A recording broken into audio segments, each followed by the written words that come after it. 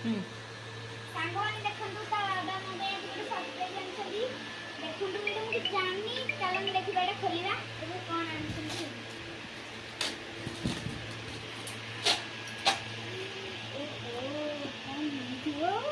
କାଉଲ ବୋଲି ଖାଲି ହଉଛି, ଆସ୍ତେ ଆସ୍ତେ ଖାଲି ହଉନି, ଖାଲି କାଉଲ ବୋଲି ଖାଲି ହଉଛି। ଏତେ ଜୋରରେ କ'ଣ ସ୍ପିଡ୍ ଦେଖିକି ଇଏ କହୁନି।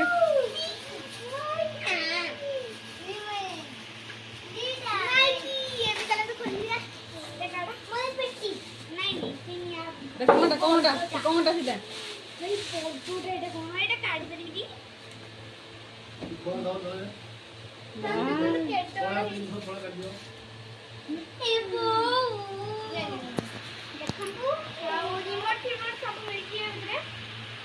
এটা কাହା ପାଇଁ ହେଲା କହିଲୁ?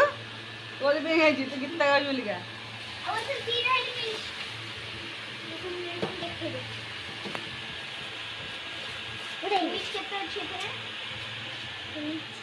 କେତେ ପଇସା ଲାଗିବ ଏଇଟା? 2000 ସତ ନା ମିଛ?